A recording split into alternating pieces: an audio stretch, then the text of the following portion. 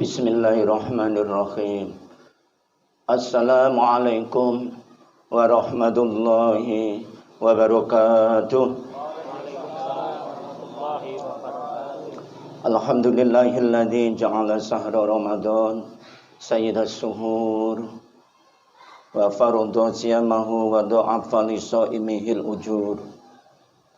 Ahmadu subhanahu wa ta'ala fahuwa ahaqqu mahmudu wa jalim maskur. Asyhadu an la ilaha illallah wahdahu la syarika lah wa asyhadu anna Muhammadan abduhu wa rasuluh. Allahumma shalli ala Muhammadin fil awwalin. Allahumma shalli ala sayyidina Muhammadin fil akhirin wa rahmatan lil alamin. Amma ba'du. A'udzu billahi minasyaitonir rajim. Bismillahirrahmanirrahim. Walillahil masyriqu wal maghrib. Aina ma tuwallu fasamma wajhullah. Pada sore hari ini kita oleh Allah Subhanahu wa taala masih diberi kekuatan zahir dan batin sehingga kita tetap menjalankan amanah, yaitu untuk melaksanakan ibadah puasa bulan Ramadan tahun ini 1447 Hijriah. Sekaligus diri kita ada di dalam bingkai Ramadan, cahaya Ramadan dari ujung rambut sampai ujung kaki, yaitu kesucian Ramadan, cahaya Ramadan dibungkuskan di dalam diri kita sehingga kita menjadi kuat zahir dan batin. Gerak-gerik kita dicatat sebagai ibadah kepada Allah Subhanahu wa taala. Bahkan tidurnya orang yang berpuasa itu dicatat sebagai ibadah. Dan hampir di penghujung tenggelamnya matahari ini, mari kita salawat kepada beliau, Nabi besar Muhammad sallallahu alaihi wasallam, menyambung kepada Rasulullah sallallahu alaihi wasallam. Karena kita bisa nyambung kepada Rasulullah apabila kita telah mengenal diri kita sendiri. Kemarin hadis qudsi yang telah saya sampaikan, barang siapa yang mengenal dirinya, maka dia akan mengenal Allah. Penjelasannya, barang siapa yang mengenal dirinya, maka dia akan mengenal Nabi Muhammad sallallahu alaihi wasallam. Barang siapa yang mengenal Nabi Muhammad, maka diantarkan akan mengenal Allah Subhanahu wa taala. Maka bagi diri yang telah mengenal Allah Subhanahu wa taala, jahlun nafsahu, bodohlah dirinya.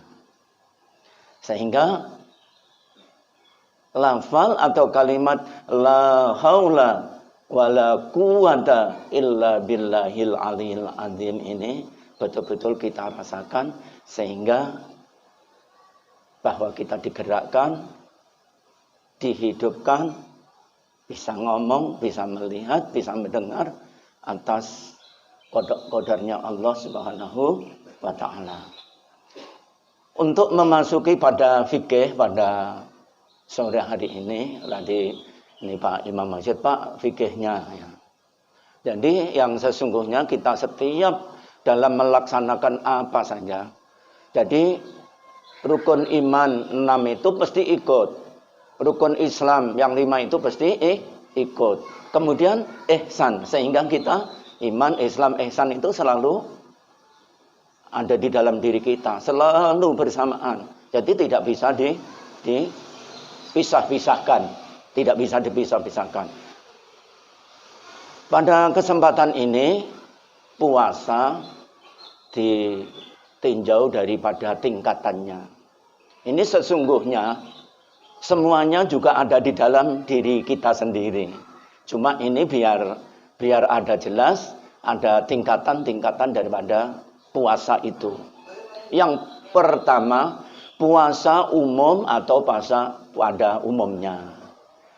Nah, puasa pada umumnya ini kan Yaitu kita tidak makan dan minum dari terbitnya fajar shadiq sampai tenggelamnya matahari. Terus kalau saya tanya Bapak Ibu, ya Pak beliau, Pak Jubri, Pak ini, kita ya nggak makan, nggak minum toh. Berarti yang umum kita sudah yang masuk juga. Wong kita juga nggak makan, juga nggak minum. Tapi tidak sebatas puasa yang tidak makan dan minum itu saja. Kemudian inilah maka dimasukkan, namanya disebut dengan puasa khusus. Di samping dia tidak makan dan minum, seluruh anggota badan daripada ujung rambut sampai ujung kaki, mata kita juga puasa.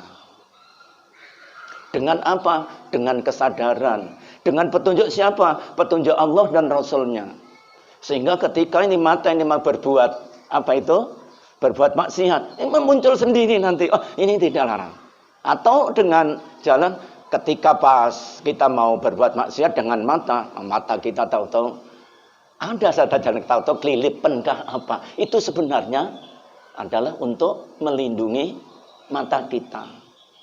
Kaki juga seperti itu, tangan juga seperti itu. Ditingkatkan lagi hatinya, ucapannya, semua dia.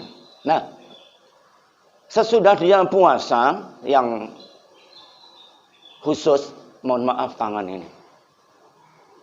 Ini ada ayat Bapak Ibu yang berbunyi yadullahi fawqa aydihim. Tangan Allah di atas tangan mereka. Tapi ini ada yang diartikan kekuasaan Allah di atas tangan mereka. Bisa dibayangkan dengan tangan ini. Inilah kita bahwa diutus sebagai khalifah di muka bumi. Tangan ini memberi kemakmuran jagat raya ini. Nah, kalau yang ahli apa itu nanam-nanam, loh, dia menanam. Coba tanaman bisa disiram dan senang. Berarti ini tangan ini menjadi manfaat. Sudah nggak mungkin mukul orang lagi, nggak mungkin nyoret-nyoret tembok.